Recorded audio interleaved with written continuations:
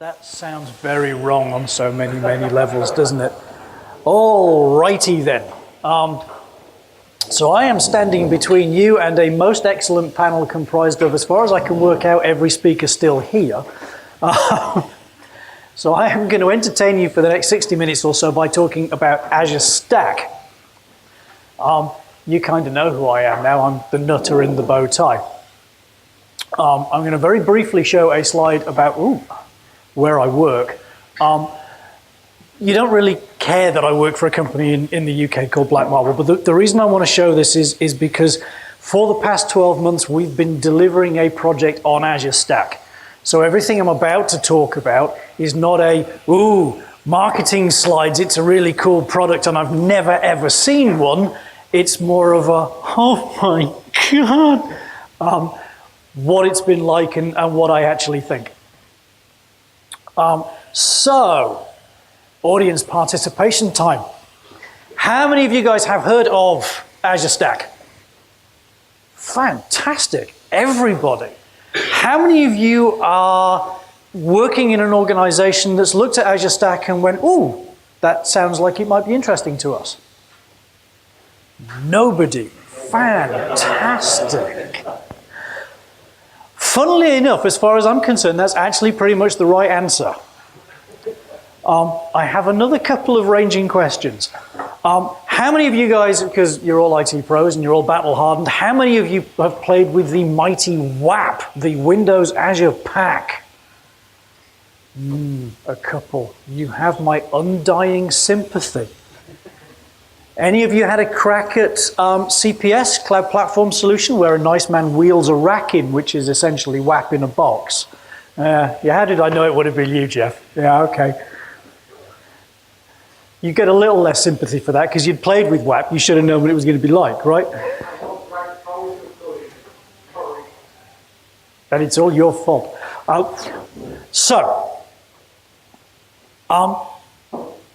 The cloud is great, right? And the cloud gives us all kinds of really cool new approaches to how we work. And it enables and drives this thing called DevOps, where we want to do continuous integration, continuous deployment, connect our ops team to our dev team, get telemetry up the wazoo and know exactly what's going on every second of the day. Fantastic. But then we go, well, hang on a minute. Our cloud stuff is great, but our on-prem stuff's not humming in the same way. Wouldn't it be really nice if we could do things on-prem in the same way as we do them in the cloud?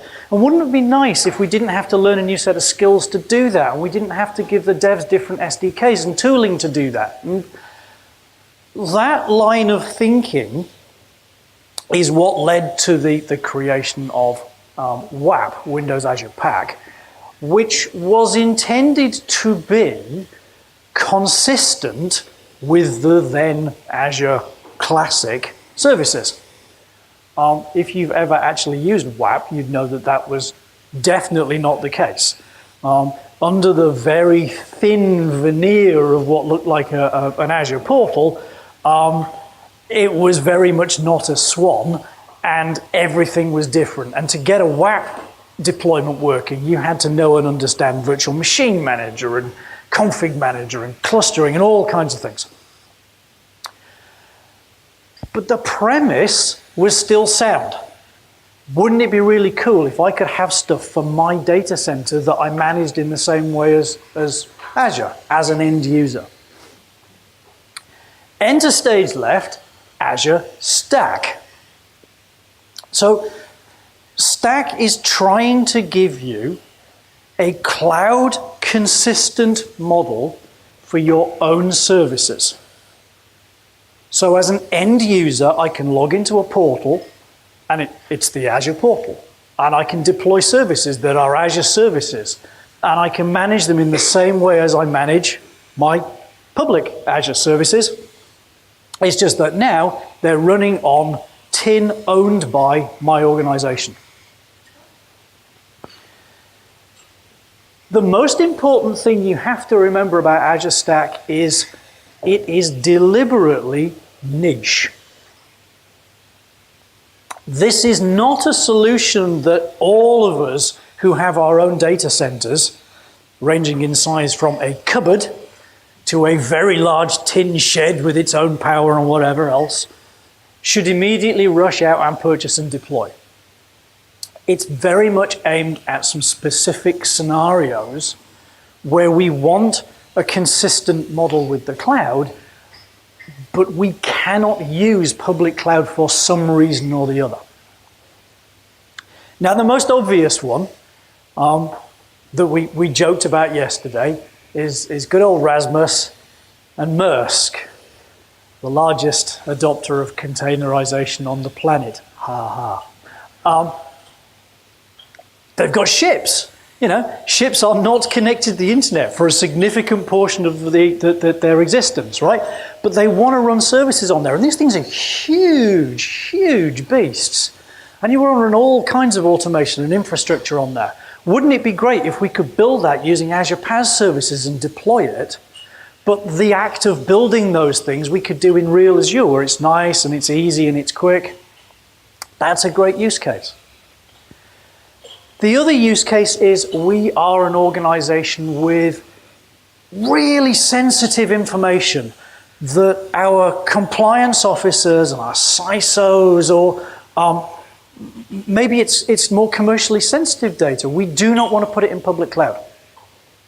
To give you an interesting example of that, we do a lot of work with a big engineering company in the UK, and they deliberately do not take out patents.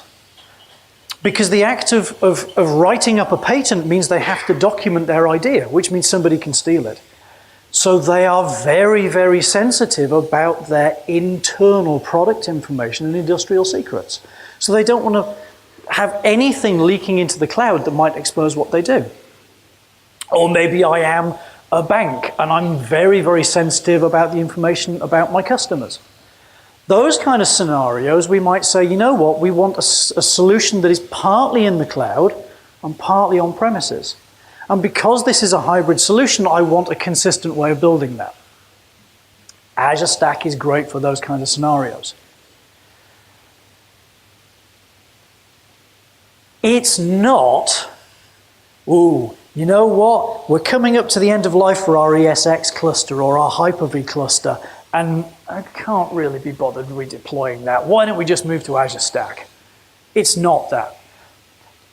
Unless you are a very large organization that has a very big internal marketplace, and actually you want your customers to be self-serving, self-managing, and you as the IT and operation guys, you don't want to manage the things your internal customers are running, you just want to manage the infrastructure and fabric it's running on. In that case, Stack might be useful to you. The final use case that I have seen, and personally I'm not a fan of, is I'm a very large organization. There is no Azure data center in our country, therefore I will build one with Azure Stack and go, hey look, Azure in pick country X. That one's going to crash and burn really quickly because of what's in the box. Not a lot. Okay, now, having said not a lot, what you get is actually great and it gives you all the fundamentals for managing cloud consistent services. But what you don't get is any of the really cool, really attractive, really beneficial cloud services. In some cases, because they just haven't ported them to Stack yet, and in some cases because it's virtually impossible to run them outside of true cloud scale. So the first thing you've got to realize is Azure Stack is an appliance. It's like buying a net app. It's like buying any other kind of SAN or networking appliance. A very nice man will wheel it in, turn it on, plug it in, and you kind of don't touch it. Those very nice men might come from a range of different companies. So the obvious players are in there. So HP, Dell, Lenovo, the big hardware guys.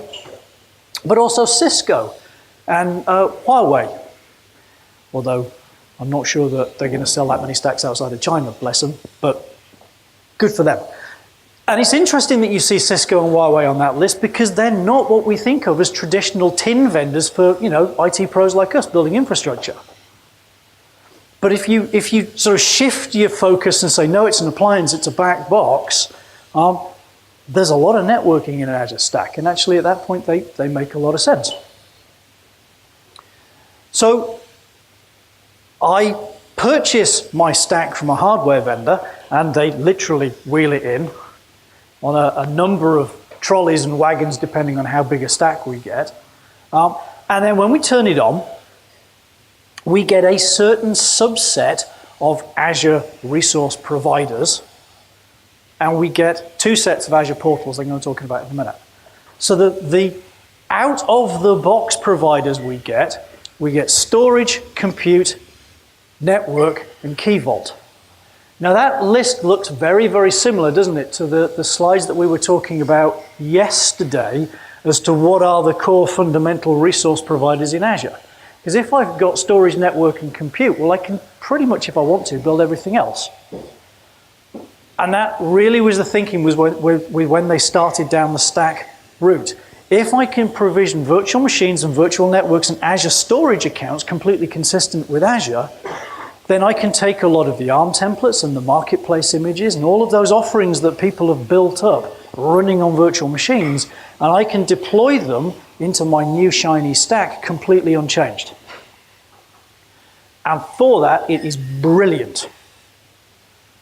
And it's really easy to use, and it's really quick, and it's totally consistent with Azure. Key Vault is a very logical 4th core RP for all the reasons we talked about yesterday in terms of security. We need to be able to manage secrets and certificates, that kind of stuff.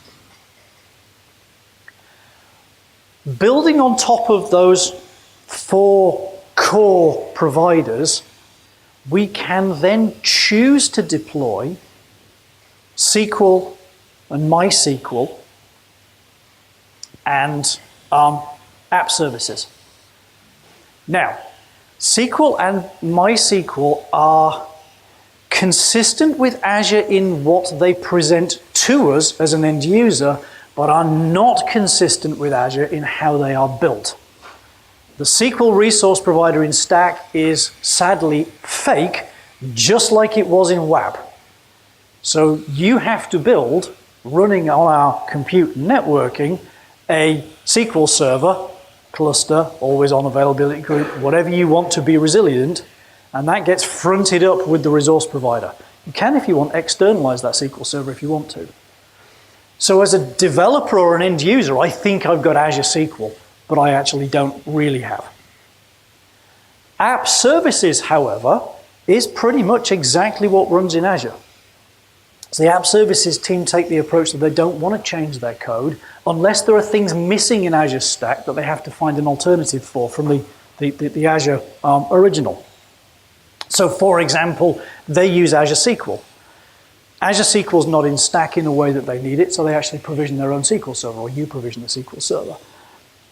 But the virtual machines that are provisioned by Azure, by app services, and the services that get provisioned into those are exactly the same as they're running on Azure. So if you are building app services PaaS function-based solutions, again, Stack is a really, really great offering. And the project that we've been working on for the past 12 months uses all of those. So we're using app services, we're using websites, web jobs, functions are in there if you want them as well. We're doing a lot of automated VM deployments, we're using storage accounts, that kind of stuff. If you think about what a lot of the solutions we build in Azure are, those are our solid basic building blocks, right? But what's also then really helpful is that I can look at public Azure and go, there's a really nice marketplace offering there that does, I don't know, a one-click deployment of Umbraco.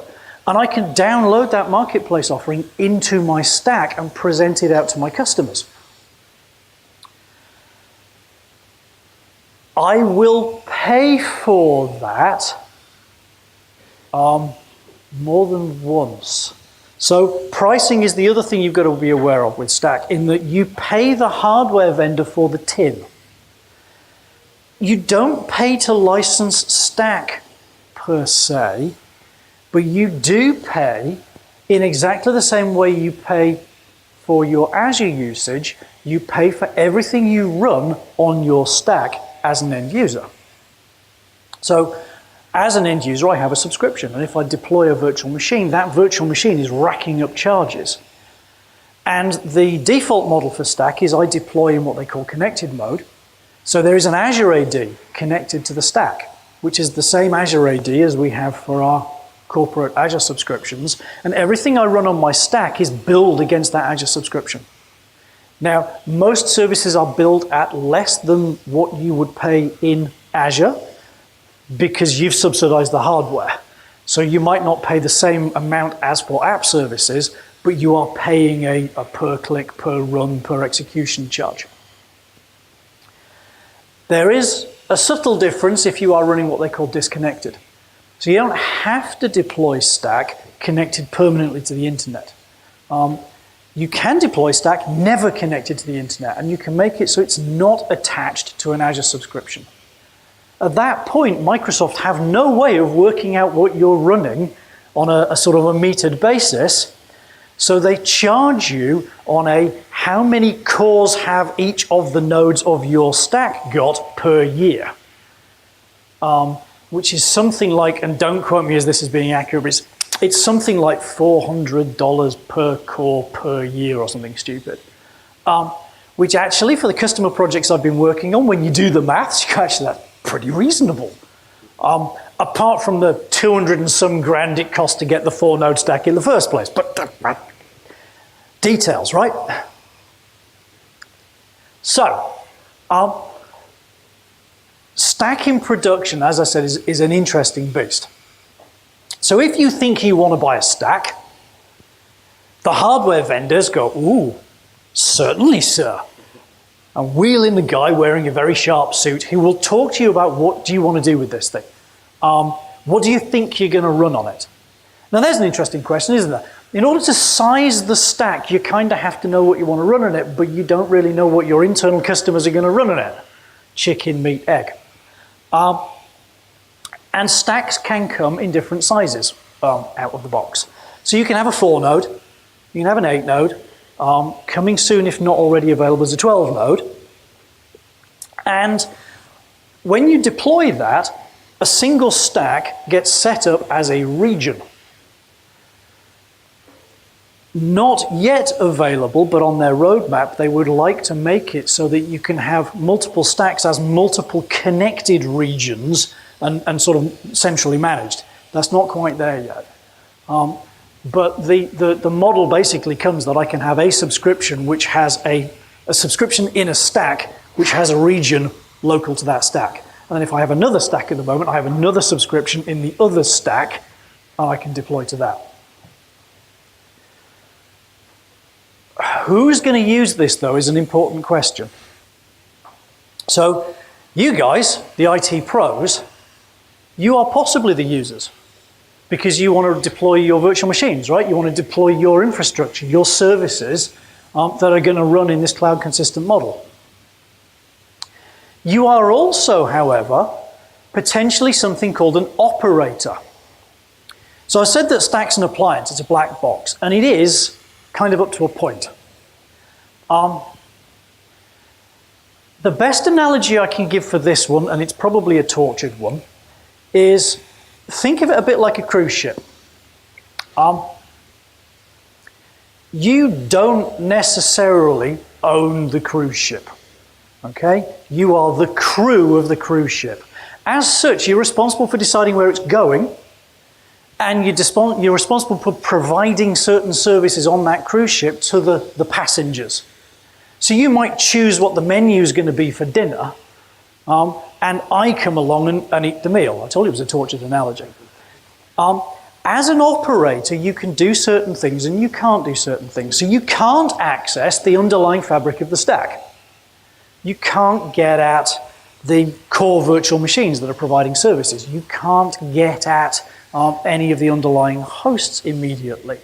To do that, you have to put a support call in, and There's a break glass approach using all of the timed and secure administration approaches that we've talked about, again, over the past couple of days, where Microsoft and you as the operator work hand in hand to get access to the bits of the underneath of Stack. So go inside the engine room of the cruise ship and find the telemetry and find the logs and be able to kick the cogs of what's working in the event of an issue.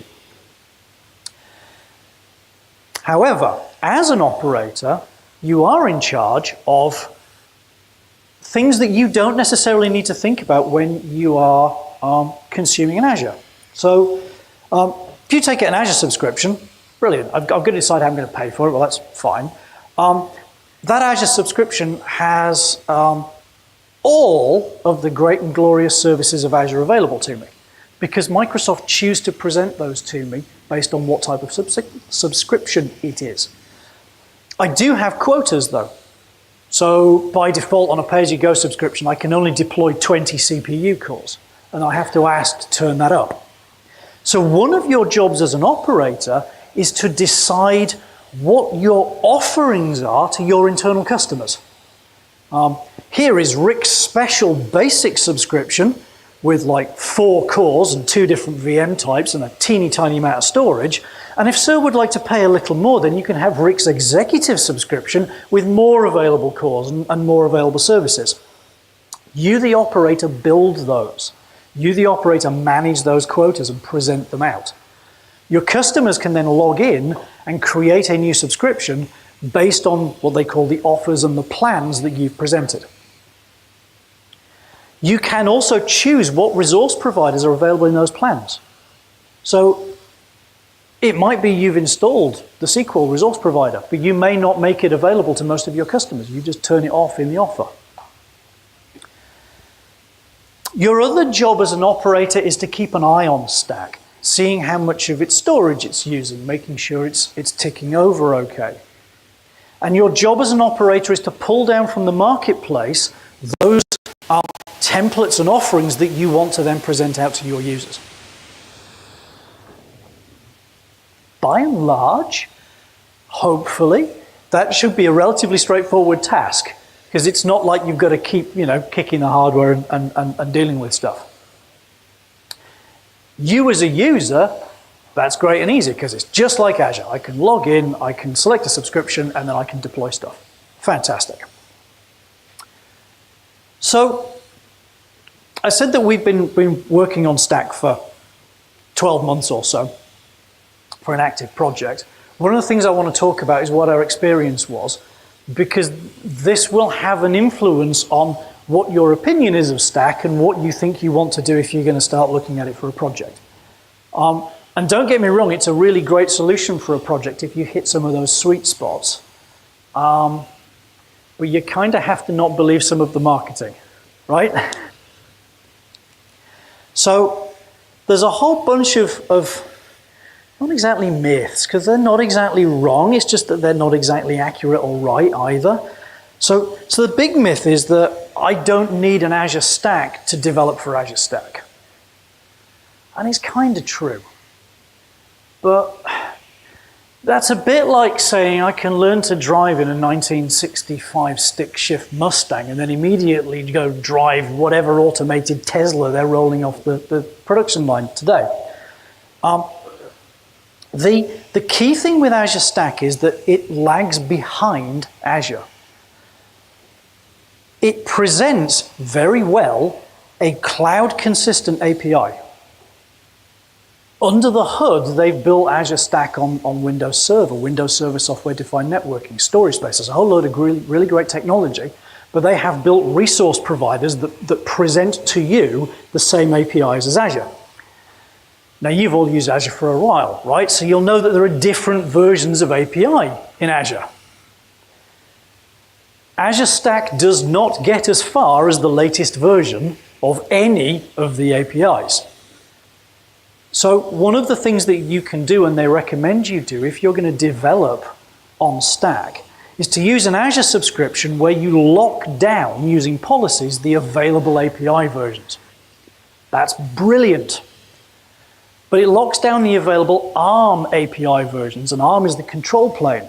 doesn't lock down the sort of internal SDK versions of the resource providers. So you can get a situation like we did, where not as a company we're working with on this project is building and developing in Azure. We're a .NET house. They're using Java.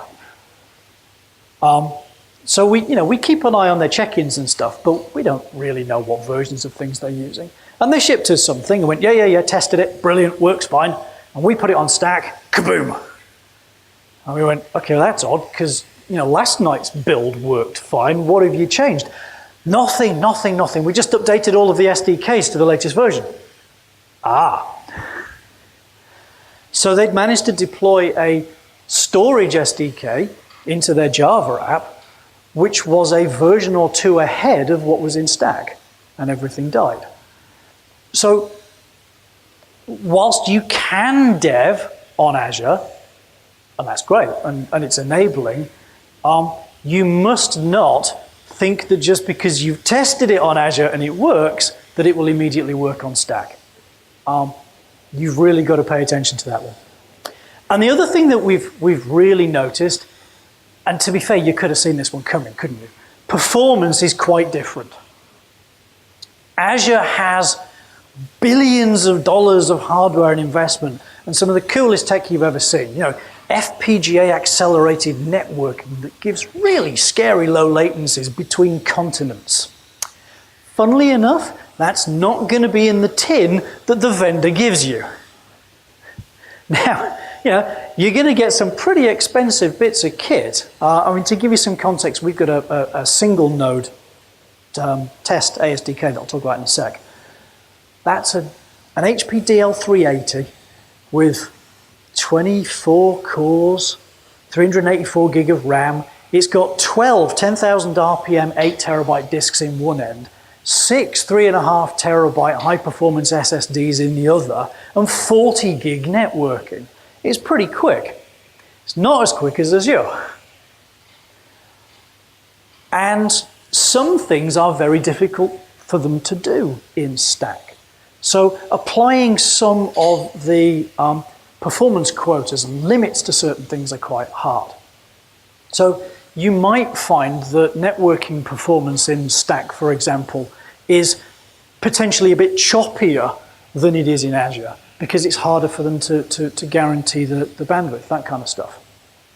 So again, if you are buying, as our customer did, a Stack for literally one purpose, one project, one solution, you cannot performance test that on Azure to try and get a feel for what your end Stack spec is going to look like. You've got to test it on real Stack. And the other thing that I desperately need to wave my arms and go, whoa, about is authentication. If you are using a Stack which is connected and using Azure AD, all is sweet and golden, and you are on the happy path, and you will have no problems at all. If you are running disconnected, you have no Azure AD. You are using ADFS against a traditional Windows AD. What does that mean? Well, so in Azure AD, by default, when I create a service principal, I get an access ID. An app ID that I use to authenticate. When I create a service principal using ADFS, I get a certificate. It hands me the certificate when it creates the user. If I want to do that in Azure AD, I can, but I have to give it the certificate I want to use. So you've kind of got to think about how you're going to do authentication so you don't end up in a deep, dark pit of spikes. And there's no such thing as managed service identity. So you cannot think about using that if you want to move to Stack. Authentication was the biggest single cause of problems for us when we started out. Again, because the third parties we were working with had actually been running for a little while before we came along and had built all this beautiful stuff, and we deployed it, and it didn't work because none of the authentication model was the same. That's the absolute biggest one, particularly if you are the cruise ship or Maersk, that's the one you've got to think about when you start deving. The other thing about Stack is, okay, right, so I'm a little dev shop. There's 40 of us. I don't really have the budget to buy a 200 grand 4-node mass for developing against Stack on a project, right? It's expensive. That's okay, I don't need to. There's a thing called the ASDK. Ha-ha! ASDK, Azure Stack Development Kit, right? I can just get one of those, completely free. Well, the software's free.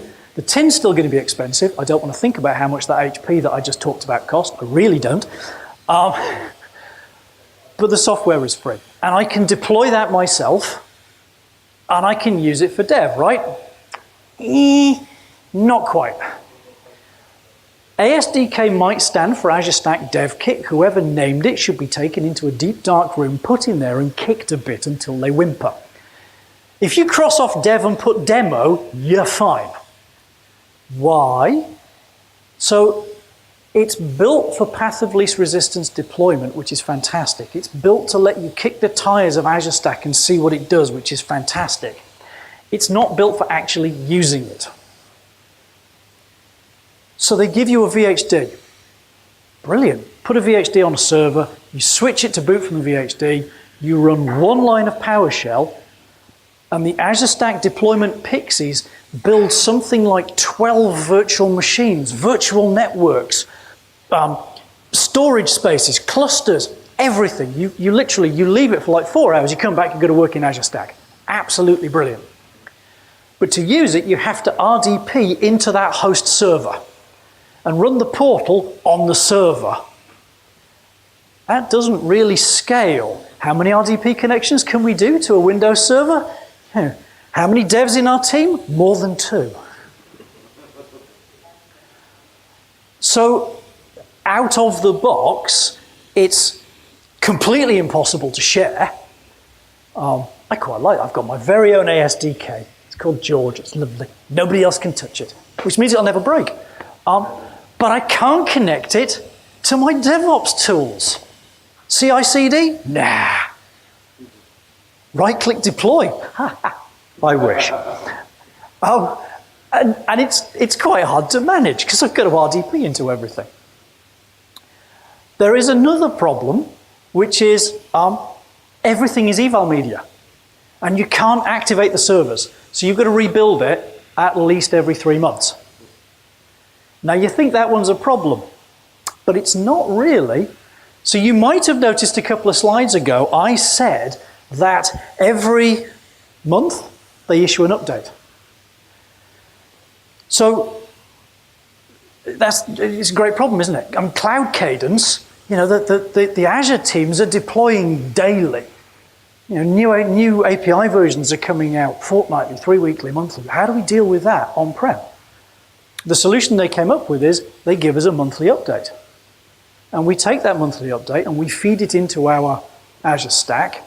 And in a process a bit like Rolling Thunder, if you've ever done live Windows cluster updates, where you sort of shudder and pray and hit the button and go, whoo, Azure Stack will update itself. You feed the update in and it does a rolling, take a node out of circulation, update the services, ripple through. Every month. But I can't upgrade the ASDK. And I have to keep current. So if you don't, with Azure Stack, keep yourself updated, if you are more than 3 months behind, you are unsupported. And that's really important.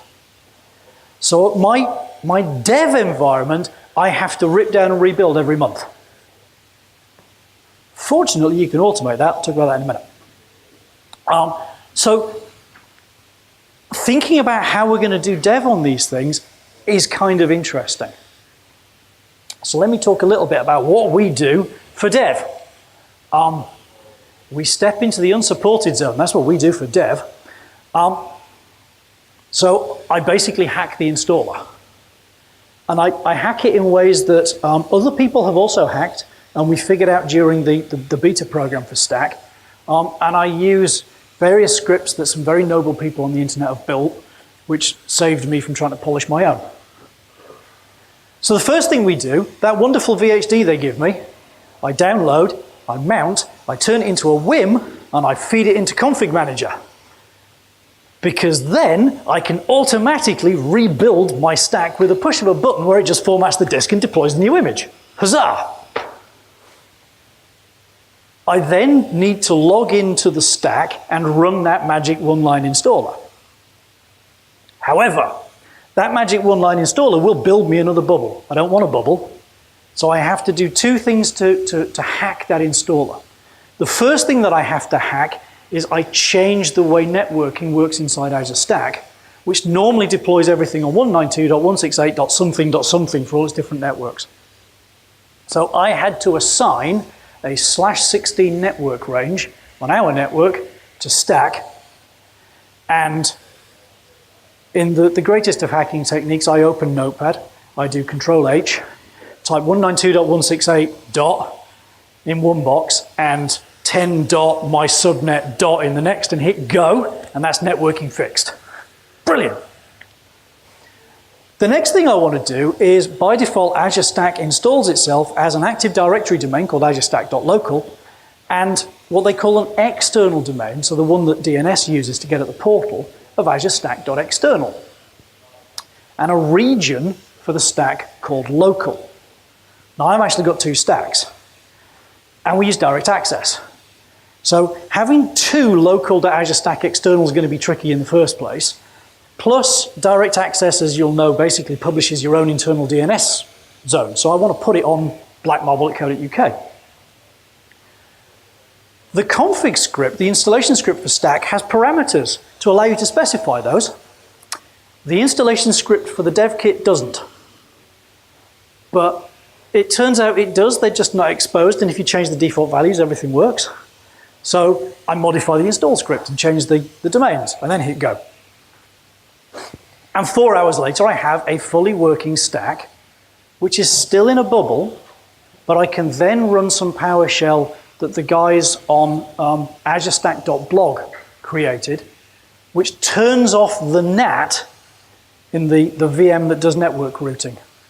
At which point, I now have a stack which is fully on my network that routes to all of its own internal networks and sits on my DNS, which means it's now fully usable, and I can talk to it with my dev tools, and I can talk to it with my DevOps tools, and all of my developers can log in at the same time, and we can all have our own subscription, and everything's happy and gardeny rosy. Now at that point, I used to then spend another day or two configuring the SQL resource provider, the MySQL resource provider, the app services resource provider, because there's quite a lot to do. And I was starting to build PowerShell to do that. And then Matt McSpirit, who should be considered for sainthood, released Config SDK. Config SDK, you download one PowerShell script, you hit go. It downloads everything it needs, and it deploys all of the stuff you want. There are little switches, so if you don't want the SQL resource provider, you just say skip SQL and it doesn't install it. So now I can do what I ought to do as a sysadmin. I can run my automated script, I can go have a beer, and then 8 hours later, I've got a working stack. But to be fair, the fastest I can do that is to start the process at 9 in the morning when I come into work, kick off Matt's script at 5 o'clock when I go home from work, and then by the following morning it's done. So we still lose a full working day of dev time on our stack. What time did I start? 1:45. Yeah, fine. So I've got some slides in here for if you download the deck, and I'll make sure Carl's got this, and it's in my GitHub, as to exactly what I do for this. I've got some notes on how we do the DNS, because this is an interesting chicken and egg as well, because as it turns out, when you try and create a delegation inside Windows DNS, it's really helpful. It tries to go and talk to the DNS that you've just told it is going to own that zone. Then it asks it, hey, do you own this zone? So which order do I do this in gets interesting. Fortunately, once you've built it once and set up the delegation, I can then replace as much as I like, and I can just keep rebuilding. So one of the big things that I wanted to talk about in this session, because everybody can do sort of whizzy stack, shiny, isn't it great sessions, was, so what have we found? We've just spent 12 months building this solution for our customer, working with Stack. And we've gone through 8 Stack updates in that time, because I think they missed a couple. And we've had to work directly with the hardware vendors. We've had to work directly with Microsoft, and different things have come out. We've worked a lot with the app services teams. And one of the questions I always get asked was, why? Why did you buy Stack? Why didn't you just do it with insert product here? And the answer is actually, well, for what we've built, we genuinely could not have done it without Stack unless we were prepared to sacrifice an awful lot of time and lives and expense. So we built a solution where you throw data at app services. So we got an app service website listening, stuff comes in, it provisions virtual machines on the fly to process that data. So we're using storage accounts, we're using virtual machines, and we're using storage queues and things like that. So we provision lots and lots of virtual machines to do lots of processing simultaneously, and then we spit the results out the other end. Can you imagine what we would have had to have done to do that with Virtual Machine Manager and VM templates? I mean, we could probably do it with automation and runbooks and that kind of stuff, but it would have been really painful. And provisioning of VM with SCVMM takes a while. With Stack, I have an ARM template, and if I want to change the VM we need to use, I'll modify a couple of lines of the ARM template, and it just goes. And developing the app services stuff is just, it's the app services SDK, and it works. Queues are all in there. I don't have to worry about that. I don't need to worry about security. I can use subscription boundaries. I can use an RBAC model. I can use service principals. Most of the time of the project was not actually writing the solution. It's been refining it and testing it and making sure it performs optimally. And critically for our customer, whilst at the moment they believe they have to use Stack because they want to be isolated and on-prem, they can foresee a time where they won't have that constraint. And they don't want to have to reinvent the wheel. So they can just take everything we've done and deploy it on Azure once they've created their service principles by injecting the certificates, which is slightly more, but it will literally just work. Unchanged.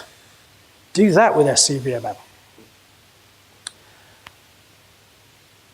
As the guys who were working on the project, we were part of a 5-organization team.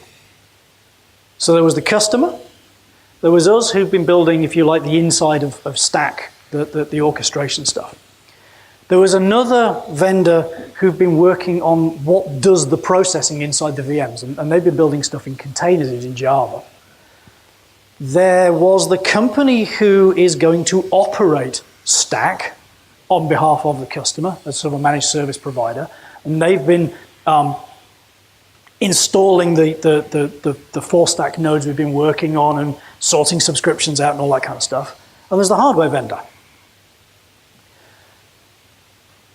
Doing this on Stack means all of that collaboration and interoperation for us has been really smooth. The project started rolling before we had production mass Microsoft Azure Stacks at the customer. The other developer could just start working in Azure. No blockers. We could start working in Azure before I got our SDKs up and running. The lines of communication between the different parties were much, much simpler than if one of the first things we had to do was go, okay, right, has everybody got all the right tin? Have we all got all the right versions? Has everybody got compatible environments? How are we going to do remote access? How are we going to do this? How are we going to do that?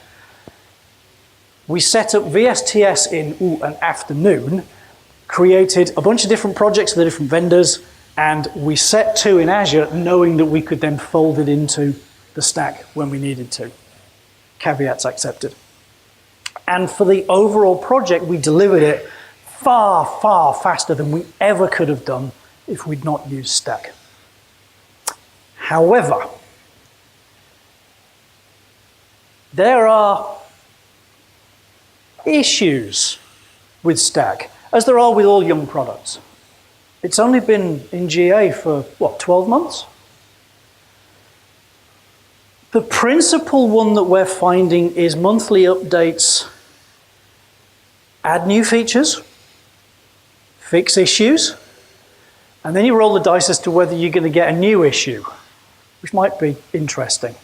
They removed an entire API version accidentally the other month. That was a laugh, as all of my templates stopped working. The team are responsive, they're engaging. I mean, let's face it, this is a team that's dealing with some very, very big customers. They have a small number of deployments, but by crikey, those deployments are high value. You know, so there's some very good comms there. But the amount of testing you need to do of the updates and the platform to make sure everything's okay is actually quite high. And for all that I said a little while ago, Stack is magical and you feed an update in and off it trots, there's one little issuette which particularly bit us, which you need to be aware of at the moment, and I know they're working to fix it. So when you are deploying, it takes the node out of all the various clusters so it can update it. That's brilliant. Unfortunately, the compute resource provider doesn't realize that. So it's technically possible to deploy brand new Azure VMs to a node which isn't actually in the cluster. And bad stuff happens. So the recommendation is that you don't deploy new virtual machines while you're upgrading Stack. That's fairly reasonable, you think. Except it can take several hours to upgrade Stack, because this is a multi-node, quite complex beast. Now, for some of you, that might not be an issue at all. For us, where our core solution is dynamically producing VMs every 5 minutes, that was a bit more of a sticking point. So the management processes are not quite set in stone yet. They're still fluid enough that you've got to be quite agile as a team when you're putting Stack in. I've already said that the ASDK is misnamed. My absolute favorite one is people on, to be fair, yeah, so various people at Microsoft, particularly in the UK, have said, well, yeah, why don't you just run your ASDK in Azure? Wouldn't that be easier? Yeah, okay, yeah, fair enough. That sounds like an interesting idea. Yeah, I mean, it's a VM, right? And there's nested virtualization in Azure, right? So this should be straightforward. Tell you what, let's see how much that costs. Let's not, shall we? So I think I needed an M series machine, and it was something like $5,500 a month to run. It doesn't take very long to pay for even my very expensive GL380 at that point. And that's an interesting one. Azure is no substitute for Stack right now. Yes, that's true. But both of those, if you turn that sentence either way around, it's still true. So Azure is not a substitute for developing and testing on Stack. If you are doing a project where Stack is your target environment, you must have Stack somewhere in your development and testing pipeline before you hit production. Because I guarantee you will find something that does not perform or behave or work as you expected it to. Inversely, Stack is not a full substitute for Azure. And this comes back to one of the things I mentioned at the start, that personally, and this is my personal opinion, I do not believe that me buying a very, very big Azure stack and offering Azure services, because there isn't a data center in Yorkshire, is a viable solution. Because the services you get from me is such a small subset of the available Azure services. You've got to go into this with your eyes open and go, are the things that are available on Stack right now what I want? Are the things that are marked to be coming in the Azure Stack roadmap in the next 3 months, 6 months, 12 months going to plug the gap for me in what I don't have versus Azure? And if you are developing with Stack as a target, then those restrictions in terms of what resource providers are available hinder your design in that you can't use some of the cool, clever stuff that's in full for Azure. You've got to do your homework. You've got to work out what's out there. Now, I'd almost turn that on its head and say, actually, that was quite liberating. It's incredibly straightforward, as it turns out, building an app architecture where all you've got are websites, web jobs, storage queues, blob storage, and VMs, right? But if your solution demands service bus, not there yet. Cosmos DB, definitely not there yet. You know? Yeah, sure, we can deploy Mongo on virtual machines. Service Fabric Mesh, fantastic, not there yet. I have to deploy Service Fabric on my own machines. So I can do lots of things, but I then have to assume the overhead of managing them in my subscription. Now for you guys, you don't care because you're the operators of Stack, right? So you don't have to run those VMs, but your internal customers do. And you need to be aware of what the implications of that are. So,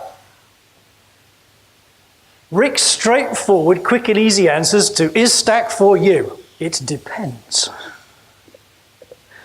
It genuinely does. The project that we've been doing, it is a perfect fit for. We could not have done it without it. Is it cloud consistent? It depends. Yes, if the cloud you are looking at was 3 months ago and the storage providers you're looking at are those available on Stack, absolutely. To this second right now, no. Do I think that's a problem? No. But, and I say this knowing I'm in a room full of IT pros, you know what devs are like, right? There's a reason we don't let devs install software, because they go next, next, next, next, next, next, finish, done. And we go, what options did you install? Oh, I don't know. What prereqs were there? Oh, I don't know.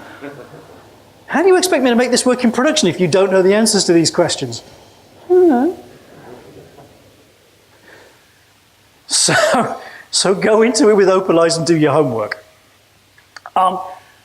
If you have a live running dev project or you want to prototype stuff, is the ASDK going to be useful to you? Absolutely not, unless you hack it.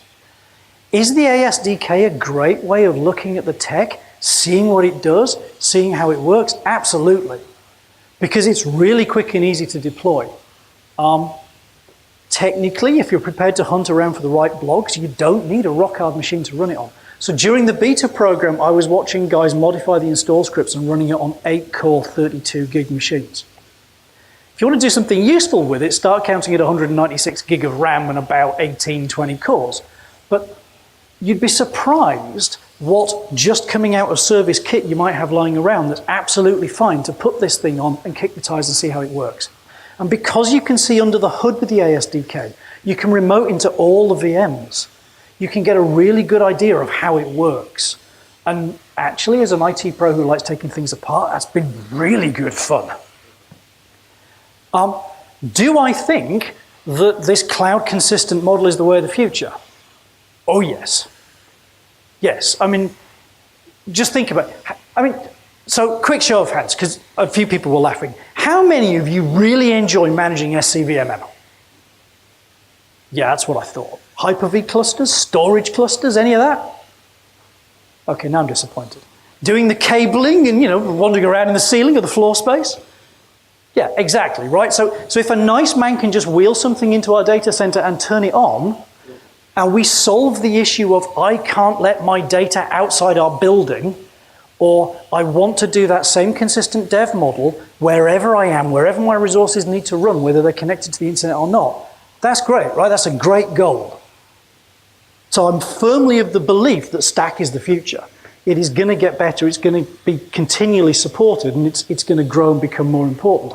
And I hope they will get closer and closer to the release cadence of Azure, and they'll get more and more services on that. And with that, look at that. Early, for me, couple of useful links. Config ASDK is fantastic. Matt McSpirit is a saint. But if you don't believe the stuff that I've been talking about, the Azure Stack blog has a bunch of useful articles about configuring stuff. Everything you need to know that I've talked about is either on my blog, which is on the Black Marble site, or is in my GitHub. And the slides for this presentation are also in my GitHub. And if you're not completely turned off with the fact that I'm some hyperactive lunatic English Yorkshireman, follow me on Twitter at that over there. And with that, I will say thank you very much. And are there any questions? As Carl is sitting there going, get off, get off, get off. Any questions?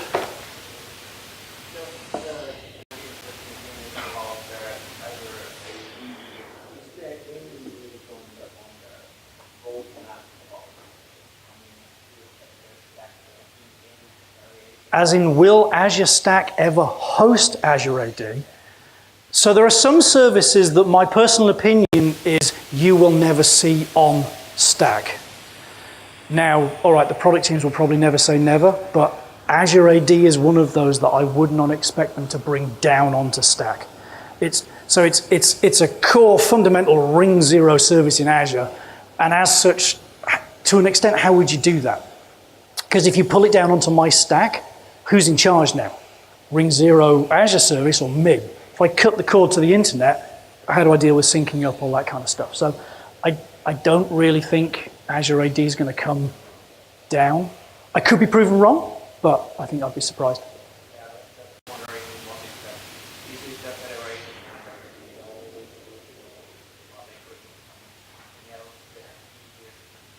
In terms of the authentication model, so sorry, for those of you who were sat at the back, the first question was, is Azure AD ever going to come to Stack, which I think you probably figured. The second one is, in terms of authentication models, is there going to be an easier one than ADFS? So it's actually not that hard an authentication model.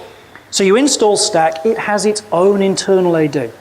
And then you federate that with your ADFS in your domain. And if you think about it, that's a pretty low friction way of getting all of your existing user accounts completely unchanged into that environment so people can then access and deploy stuff. The only tricky bit is it means that if you want service principals, basically you as your AD admin need to create those for your internal customers because they're in your AD, there isn't anywhere else to put them.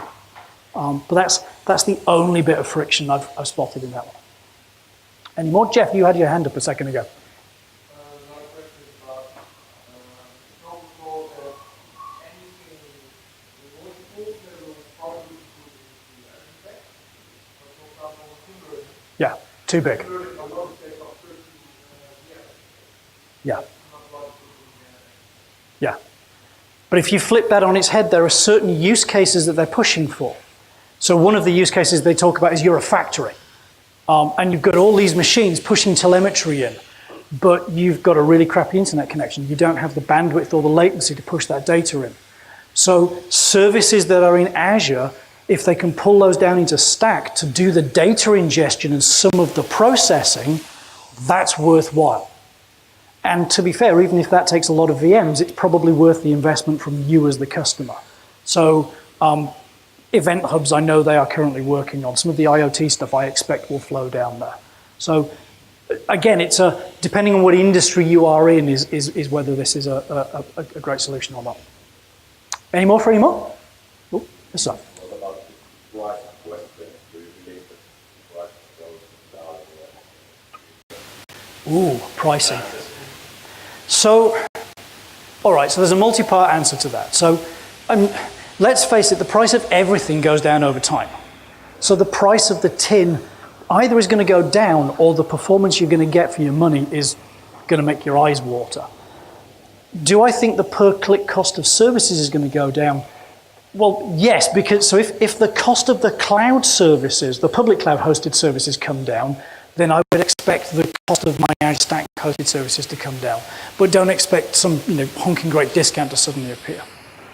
The trickier one is if I'm running disconnected, will that Microsoft license cost come down? Now, there have been some shifts over the past year in exactly what I have to pay for and what I don't.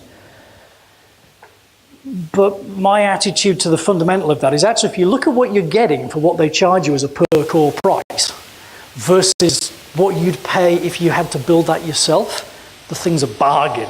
So I don't really expect that bit to come down very much.